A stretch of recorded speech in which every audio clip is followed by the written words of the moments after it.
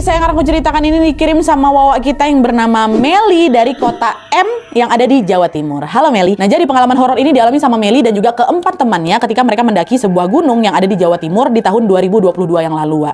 Cerita ini tuh bermula ketika Meli dan juga 4 orang temannya yang bernama Reno, Tiara, Arif, dan juga Devi berencana mendaki sebuah gunung yang kita sebut aja namanya Gunung Awa. Nah, setelah berdiskusi, mereka pun akhirnya sepakat untuk mendaki pada hari libur yang bertepatan dengan tanggal 1 Suro.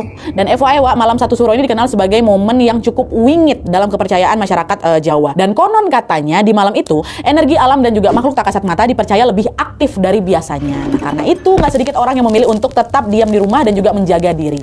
Tapi sayangnya 5 sekawan ini tuh justru memutuskan untuk mendaki gunungnya di malam itu, di malam 1 Suro. Entah karena nekat atau karena belum begitu paham resiko ya, tapi yang jelas mereka ini tetap mantap menjalankan rencana pendakian di hari itu. Nah, di hari keberangkatan mereka semua sudah berkumpul dan siap untuk berangkat. Tapi tiba-tiba salah satu di antara mereka yaitu Tiara mengaku kalau dia belum izin ke orang tuanya. Ditegurlah sama Wawa sama si Meli kan.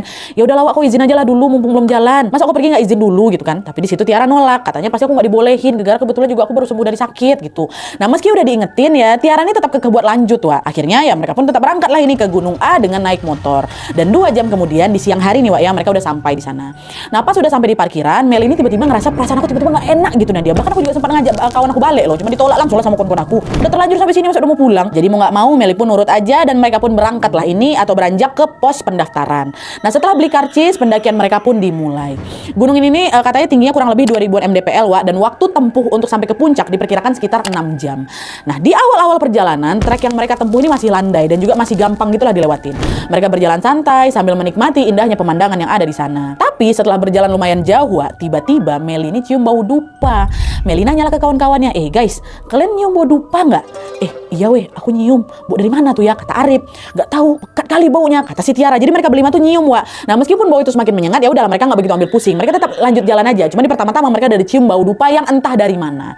Tapi nggak lama setelah itu, mereka ngelihat ada sebuah macam apa ya, bangunan atau gapura kayak gitu lah Wak, yang di atasnya itu ada tulisan pesarean atau pemakaman. Di sekitar bangunan itu juga ada banyak sekali sesajen yang tersebar di setiap sudut di sana. Nah, pas ngeliat itu, Reno sama Tiara, 2 kawannya ini memutuskan untuk masuk ke area pesarean. Sementara si Meli, Devi, Arif nunggu di luar. Masuk mereka kan. Beberapa menit kemudian mereka berdua keluar lagi. Cuman wajah udah pucat Wak, kayak abis ngeliat sesuatu lah gitu di dalam. Terus disamperin sama si Meli, kalian kenapa? Tapi Tiara cuma geleng-geleng aja Wak. Nggak apa-apa. Udah yuk lanjut aja, pergi dari sini gitu. Nah, di situ Meli yang ada makin nggak tenang. Tapi dia juga nggak mau maksa Tiara karena kan baru jalan ya kan. Akhirnya mereka pun melanjutkan perjalanan itu dalam diam nih. Nah, setelah dari pesarean itu mereka lanjutlah jalan lagi. Dan setelah berjalan lumayan jauh, mereka mulai memasuki jalur yang kanan kirinya udah hutan Wak. Dan di sini lagi-lagi mereka melihat hal yang tidak biasa. Di mana di area ini mereka melihat ada beberapa pohon yang dibalut pakai kain hitam. Terus di bawah pohon itu ada sesajen lagi Wak. Nah, pas ngeliat banyaknya sesajen, tiba-tiba si Tiara ini nyeletuk. Yalah, ternyata masih banyak juga orang kolot yang percaya sama hal-hal kayak gini ya. Ini kalau misalnya sesajennya aku makan ya, pasti mereka pikir itulah setan yang makan. Itu katanya. Dengar itu, Arif langsung negur, apalah kau nih, jangan sembarangan, kau lagi di gunung kita nih, banyak makhluk lain di sini loh. Entah kau nih Tiara soal ngomong aja kau macam nantangin kau tuh. Kata si Devi dong. Mereka pun saling marahin si Tiara nih Wak, nyalain Tiara lagi gara ngomong sembarangan tadi ya kan. Tapi bukannya ngerasa bersalah, Tiara itu justru nganggap pemikirannya sah-sah aja. Apa pula kayak gitu? Iyalah, apa pula taruh-taruh kayak gini? Kalian pun ikut-ikut pula kayak gitu. Nah, kesal omongan mereka nggak digubris, akhirnya Meli sama yang lain pun memilih diam tanpa menegur si Tiara lagi. Serah kau, pokoknya kami udah ingetin kau ya, kalau ada apa-apa jangan kau tanggung-tanggung ke kami gitu. Dan meskipun udah nggak saling tegur nih ya, jauh di dalam hati mereka masing-masing Wak saat itu, sebenarnya di sini mereka udah mulai ngerasa nggak enak tuh. Dan betul aja, nggak lama dari situ, satu persatu gangguan pun mulai muncul dan menghantui mereka di sepanjang pendakian ini. Waktu itu hari udah mulai gelap nih Wak. Meli sama rombongannya masih juga kejebak melewati area hutan yang nggak ada habis-habisnya tuh. Dan nggak cuma itu aja, medan yang mereka lewati ini juga udah mulai makin menanjak dan bikin mereka jadi kecapean. Nah, di sini mereka ini udah mulai ngerasa lelah nih Wak, kaki mereka udah pegal-pegal, napas mereka udah ngos-ngosan, dan suasana hutan juga makin gelap gara-gara ada kabut tipis yang udah mulai turun ya kan. Nah, dalam kondisi ini Arif bilang kalau nanti ketemu tanah yang landai kita ngecamp aja lah yuk, lanjut ke puncaknya besok pagi aja katanya. Dah, semua pun setuju nih. Mereka memang sama-sama udah capek kan Wak.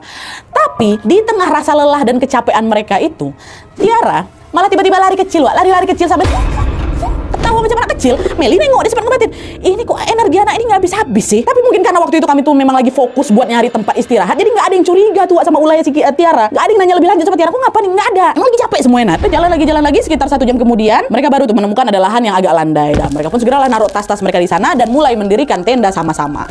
Nah, pas lagi sibuk-sibuk bikin tenda ini, si Meli baru ngeh, kok tas kita cuma 4? Tadi bukannya 5. Waktu dicek rupanya tasnya si Tiara nggak ada, Wak. Dan bukan cuma tasnya aja, dicek lagi sama mereka, Tiara aja juga nggak ada. Kaget si Meli di situ kan. Orang beberapa menit yang lalu kami loh. Nah dia bareng-bareng nyusun tas, sama yang laki-laki juga ada perempuan juga bangun tenda. Panik si Meli, guys, Tiara hilang katanya. Hah? Kok bisa? Tadi kan sama kita nih, pipis kali. Nah, itu aku nggak tahu juga kapan dia pergi, kata si Meli kan. Dan memang udah perjanjian kalaupun mau buang air tuh jangan sendirian gitu loh, ditemenin. Nah karena khawatir mereka pun memutuskan untuk berpencar nih, Wak, nyari si Tiara. Nggak ada si Tiaranya. Meli sama si Reno masuk ke dalam hutan, sementara si Devi sama Arif ke arah sebaliknya ya kan. Mereka panggil-panggil lah Tiara situ. Tiara di mana kau gitu. Nah setelah dicari kemana-mana, Tiara masih belum juga ketemu, Wak. Karena mereka udah capek dan hari juga udah makin gelap, akhirnya mereka mutusin untuk balik ke tenda dulu nih. Tapi belum sempat istirahat di tenda, Meli tiba-tiba keingat, alamak Wak, Tiara lagi haid. Dan menurut kepercayaan, Wak, orang haid ini bisa bikin lebih rentan diganggu sama makhluk halus ya. Kenapa lagi di gunung ya Allah. Akhirnya waktu tahu si Tiara lagi haid kan, Reno sama Arif yang laki-lakinya memutuskan untuk cari si Tiara lagi, sementara Devi sama Meli disuruh tetap di tenda, jaga-jaga kalau misalnya nanti Tiara balik sendiri. Nah selang 10 menit si Reno sama si Arif ini pergi, Wak, tiba-tiba Devi sama si Meli ini dengar suara teriaknya Arif di luar. Woi, buka tenda, Tiara ketemu katanya. Udah mereka bergegas lah itu keluar tenda kan. Dan di situ dia nengok Arif lagi ngegendong Tiara. Tapi yang bikin aku shock Nadia, dia ngelihat wajahnya si Tiara udah pucat kali waktu digendong, dan tubuhnya, badannya itu cuma dibalut sarung aja, Wak. Sarung. Dia nggak pakai baju. Astagfirullah. Arif, Reno, Tiara kenapa? Nah, disitulah si Arif ini cerita kalau dia sama si Reno ini, Wak, ketemuin Tiara di hutan yang lokasinya memang agak ke atas ya. Nah pas ditemukan, waktu ditemuin sama Arif dan si Reno ini, kondisi Tiara tuh udah memprihatinkan. Dia tuh mohon maaf nih, Wak, dia dalam keadaan tanpa busana dan lagi ngejilatin itu pembalutnya sampai ketawa cekikikan, kesurupan Tiara rupanya, tapi dalam kondisi kayak gitu. Nah belum sempat si Arif itu beraksi, tiba-tiba Tiara pingsan. Tapi udah ketemu nih sama Tiara sama si Reno ya kan, Arif sama Reno. Nah karena khawatir dia kesurupan lagi, Arif cepat-cepat lah ditutupnya tubuhnya si Tiara pakai sarung yang dia bawa, digendongnya si Tiara langsung, baru balik ke tenda ini. Soal bajunya si Tiara kemana kami nggak tahu sama sekali. Kok jangan mikir macam-macam soalku ya, demi Allah aku nggak apa-apain dia. Ini loh si Reno juga saksinya, kami berdua nengok dia dengan cara kayak gitu. Bajunya kemana kami nggak tahu, kayak gitulah yang kami temukan. Itu aku bawa sarung. Setelah mendengar cerita itu, Meli sama si Devi pun langsung bawa si Tiara masuk ke dalam tenda. Mereka langsung pakaiin pembalut dan juga pakaiin baju ke si Tiara. Dan pas udah kondusif nih, Wak ya, nggak lama kemudian Tiara tiba-tiba siuman nih bangun, cuman masih lemas dia. Dah Meli di situ cuma bilang udah aku istirahat gitu. Dia nyuruh sih apa ini istirahat. Nah nggak lama sih Tiara tidur, Wak. Terus Reno sama si Arif ikut masuk juga ke tenda buat istirahat juga. Memang mereka berlima tuh tidurnya satu tenda nih, Wak ya. Tapi di saat ketiga kawannya yang udah tidur, Meli sama si Devi sepakat nggak mau tidur, Wak, gara-gara dia khawatir si Tiara bertingkah aneh lagi ya kan. Nah, Wak, kita nggak usah tidur aja dulu, gitu. Jaga-jaga, takut aku gitu. Dan pas lagi mulai ini pun aku sama si Devi ini saling diam aja Nadia. Tapi kami masih penasaran apa yang sebenarnya terjadi sama si Tiara ini ya kan tadi. Cuma nggak berani ngobrol karena kan masih di situ posisinya kan, Wak. Belum lagi kami nemu jawabannya, tiba-tiba gangguan kembali muncul, Wak. Waktu itu mereka berdua, Devi sama si Meli ini, dikejutkan dengan suara perempuan lagi besiul dari dalam tenda. Gitu. Dengar itu, Meli langsung nyenggol Devi kan. Devi, kok dengar suara siul-siul tuh? Iya, Wak, aku dengar, Wak. Siapa yang siul tuh? Nggak lama suara siul makin kencang lagi, Wak. Dan setelah ditelusuri, yang siul siapa? Tiara. Dia siul sampai posisi gini, Nadia. Matanya pejam kan? Kayak gitu. Langsung merinding kamu sama si Devi kan. Mepet-mepet kami berdua. Mau aku bangunin si Arif sama si Reno, Nadia. Tapi aku takut kondisinya makin gak enak lagi. Nah kami cuma diam ya, udah baca doa. Pasti itu bersiul-siul si Tiara tuh. Matanya pejam. Dan untungnya setelah itu baru diam nih, Wak. Tiara tidur lagi tanpa mengeluarkan suara siulan. Nah karena kejadian Tiara bersiul ini, Meli sama si Devi makin gak bisa tidur lagi ya kan. Terus selang 1 jam setelah kejadian terakhir bersiul tadi, ada lagi. Meli sama si Devi dengar ada suara gerasak-gerusuk dari luar tenda, Wak. Awalnya mereka pikir itu suara kresek-kresek gegara kena angin aja. Tapi makin lama suaranya makin jelas, seolah-olah suara tuh lagi mendekat ke arah tenda mereka. Dan di tengah ketegangan ini, Wak, tiba-tiba ada seseorang yang lagi buka tenda mereka pelan-pelan. Ya Allah. Nah pas tenda ini sedikit terbuka, kelihatan ada bapak-bapak pakai topi caping, bawa sebilah sabit dan melongokkan kepalanya ke Meli, bilang, "Wes, mulai wae dienteni bapak." Itu ada bapak-bapak itu. Apa nggak shock kami berdua di dalam itu? Astagfirullah. Ya Allah, tiba-tiba buka. Hah, kata dia. Nggak aneh Nadia, cuman bapak-bapak. Tapi tiba-tiba kayak gitu nggak terkejut juga kami. Nah, karena takut dia apa-apain juga, Meli cuma ngangguk aja. Oh, Pak, kata dia kayak gitu. Dan setelah Meli ngomong itu, udah bapak tuh langsung pergi aja. Nadia ninggalin kami yang masih ketakutan berdua. Di situ pergi. Di titik ini perasaan aku makin nggak karuan, Nat. Katanya saking banyaknya kejadian aneh yang dialami di gunung itu. Macam pengen pulang aku saat itu juga ke rumah. Di situ mereka cuma berdoa, baca-baca, nahan takut sampai akhirnya mereka bisa tertidur tuh. Sampai pagi berdua. Nah, besok paginya mereka bangun pada saat matahari udah mulai tinggi tuh waktu itu. Dan Tiara juga udah kelihatan jauh lebih tenang, Wak. Dia bisa berdiri, dia bisa ngobrol, bahkan dia juga sempat ketawa-ketawa kecil. Seolah-olah dia nggak ingat apa yang terjadi tadi malam sama dia. Tapi justru karena itu, teman-temannya menjadi bingung lah kan. Nah, akhirnya di situ mereka duduk melingkar nih di depan tenda. Mereka saling pandang dengan raut penuh tanya. Arif akhirnya buka suara di situ. Ra, kok ingat nggak Ra kejadian tadi malam, Ra? Tiara ngelirik mereka satu-satu kan. Hah? Tadi malam? Kan tadi malam waktu kita sampai tenda kita langsung tidur. Kenapa emangnya? Itu katanya. Meli sama Devi langsung tatap kan. Hah? Langsung tidur? Nggak tahu apa dia tadi malam kita sepanik apa nengok keadaan dia tuh balik tuh, ha? Cuma di situ mereka sadar, Wak, ini tuh bukan waktunya untuk menekan Tiara dengan pertanyaan. Yang penting sekarang Tiara udah sadar, Nadia, dia udah bisa jalan, kondisinya juga udah baik-baik aja, ya kan? Nah, akhirnya setelah memastikan Tiara ini cukup untuk beraktivitas lagi, Wak, Arif di situ nanya, "Wah, ini gimana nih? Kita mau lanjut daki atau udah kita mending turun aja?" Si Reno nyaut, "Wak, kita udah setengah jalan lebih nih ya. Puncak paling tinggal 1 jaman lagi. Nah, sekarang Tiara juga udah baik-baik aja. Daripada kita turun buru-buru dalam kondisi panik, mendingan kita tenangin diri dulu di atas. Siapa tahu nanti pikirannya lebih jernih, kita turunnya juga lebih enak." Dan yang lain juga termasuk Meli ngangguk. Bukan karena kami pengen gaya-gayaan naik gunung, Nadia ya, tapi lebih karena mereka tuh butuh waktu untuk nenangin diri dan juga mencari arah gitu. Dan puncak dalam kondisi kayak gitu rasanya menurut kami justru menjadi tempat yang paling masuk akal buat ngebawa kepala dingin ini sebelum akhirnya turun gitu loh, kata si Tiara. Kata si Meli. Jadi udahlah nih, akhirnya setelah sepakat semua, mereka ngumpulin tenaga lagi, mereka ngumpulin niat lagi, mereka lanjutlah, Wak, jalan mendaki ke atas. Dan betul nggak sampai 2 jam tuh, Nadia, kami sampailah di puncak. Nah, sesampai di puncak, mereka sempat foto-foto, mereka menikmati pemandangan, dan setelah itu pun mereka beristirahat sejenak, duduk berpencar di beberapa titik. Tapi suasana tenang itu mendadak pecah pada saat Arif teriak, "Astagfirullah, apa itu?" Kata dia berlari waktu birit-birit nurunin gunung. Nah, teman-teman yang lain kaget pun juga spontan ikutan lari juga nih, ikutin si Arif tanpa banyak tanya. Meli, aku Nadia yang belum paham situasi itu langsung teriak kan, "Ngapa weh Arif?" Tapi nggak ada yang jawab sama sekali. Nah, karena ikutan panik juga dia nyusul berlari lah ke bawah. Dan setelah berlari nih, wah, luruh si Arif mana teriak-teriak, "Apa tuh, apa tuh, apa tuh?" Yang lain juga ikutan lari, Wak. Setelah berlari cukup jauh, mereka akhirnya berhenti, gegaran napas mereka di atas setengah. Semua tuh diam tuh, ya kan, mencoba mencerna apa yang baru saja terjadi kelihatan dari muka mereka. Dia nanyalah aku di situ, "Kalian ini kenapa sih, ha? Ada apa? Aku nggak nengok, Meli." "Apa? Nengok apa? Dari tadi kita dikejar sama monyet loh, Wak," katanya. "Hah? Monyet? Enggak, dari tadi aku nggak ngeliat apa-apa. Aku cuma nengok kalian dulu yang berlari." "Banyak, Wak, monyetnya. Mereka kayak mau nyerang kita," katanya. Di situ Meli sempat ngerasain, "Hah? Masa sih? Kau nengok Depi? Nengok aku, Reno nengok, Tiara nengok. Aku kok nggak nengok. Masa sih mereka ngeliat monyet tapi aku enggak? Aku nggak nengok. Banyak, Wak, tadi gitu kan." Karena si Tiara juga udah capek debat ya kan, fisiknya juga capek. Dah, iya ya Pak, aku nggak nengok mungkin ya. Nah, saat situasi udah mulai agak tenang nih, Arif pun langsung ngajak kawan-kawannya turun sebelum maghrib tiba. Dan mereka pun setuju, dah lanjut jalan lagi, Wak, berdoa gitu. Nah, tapi Wak, hingga langit mulai gelap, mereka masih terjebak juga di tengah hutan. Meski capek, mereka tetap lanjut lagi karena kami nggak mau bermalam lagi nanti malam itu, tetap lanjut ke bawah ya kan. Di tengah perjalanan, Meli mulai curiga. Si Tiara tiba-tiba terlihat aneh lagi, Wak. Dia senyum-senyum sendiri, dia lompat-lompat kecil, dan puncaknya tiba-tiba Tiara lari ke atas sambil teriak, "Melebu kabeh," katanya. "Ya Allah, wah, Tiara mau kemana?" kata si Meli. Nah, tapi di sini, Wak, bukannya ikutan panik kayak si Meli, Arif, Reno, Devi diam aja. Diam mereka. "Wah, itu lo kawanku lari ke atas." Nah, pas diprotes sama si Meli nih, mereka bertiga noleh bersamaan ke aku, Nadia. Terus senyum. Di situ Meli sadar, bukan cuma Tiara, Wak, 3 kawannya lainnya loh kesurupan juga. Kok apa nggak makin takut si Meli kan? Berlari dia langsung ditinggalkan menuju ke bawah. Wah, katanya. Dan setelah berlari, nekat tuh, aku pun nggak tahu dapat kekuatan dari mana aku bisa nekat turun sendirian gara-gara takut nengok mereka bertiga. Lari aku ke bawah, dan dari kejauhan aku nengok ada macam bangunan yang dekat parkiran tuh lah, Nadia. Aku ada nandain satu bangunan kan tuh. "Ya Allah, alhamdulillah bentar lagi aku sampai," katanya kan. Nah, nggak lama dari situ, Wak, di depan si Meli nengok ada bapak-bapak lagi naruh sesajen di bawah pohon. Meli langsung lah nyamperin bapak itu. Pak, tolong Pak, teman saya kesurupan di atas.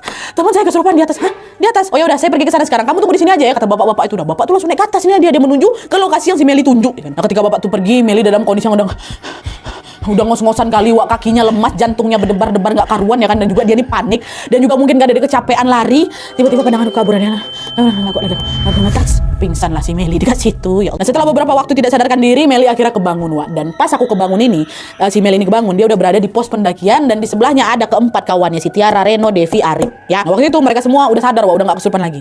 Dan di sana juga ada bapak-bapak yang nyelamatin mereka tadi tuh loh, yang dimintain tolong sama si Tiara, sama Meli. Nah, setelah itu si bapak tadi nyuruh mereka supaya mandi bunga di sumber mata air yang ada di gunung itu memang.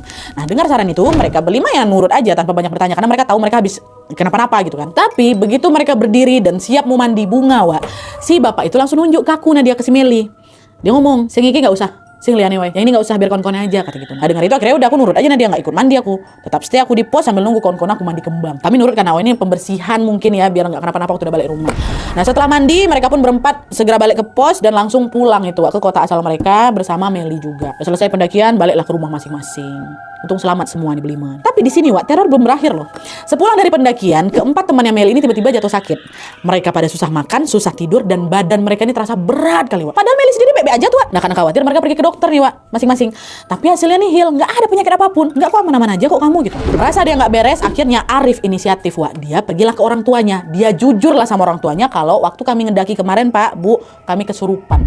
katanya. Nah, dengar kabar itu, akhirnya orang tuanya Arif pun mengajak Arif dan juga ketiga temannya, Reno, Devi, sama si Tiara, untuk berobat ke orang pintar yang kita sebut aja lah namanya Mbah Pardi, Wak. Nah, pada saat itu Meli juga ikut nih biar dia juga tahu keadaan teman-temannya ya kan. Pergi lagi mereka berlima di sana sama orang tuanya Arif.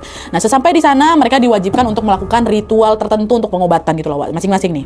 Nah, pas lagi diobati, Arif, Tiara, Devi, Reno kesurupan lagi. Mereka teriak-teriak sama dia, mereka nangis, bahkan ada muntah rambut, bayangkan sama aku. Cuman bedanya, Wak, Arif, Reno, sama si Devi nih kesurupan itu yang tadi itu lah, muntah, nangis, teriak-teriak ya kan. Cuman si Tiara aja, Wak, yang anteng, duduk, tersenyum dia.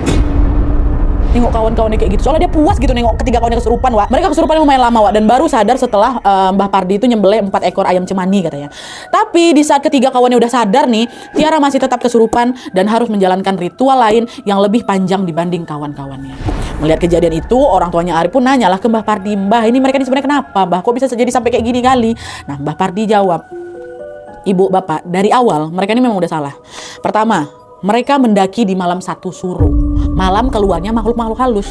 Terus kedua, mereka juga ngomong sembarangan di situ. Mereka nggak juga ngucapin salam di pesarean. Nah, semua hal itulah, Bu, yang bikin penunggu di sana sakit hati.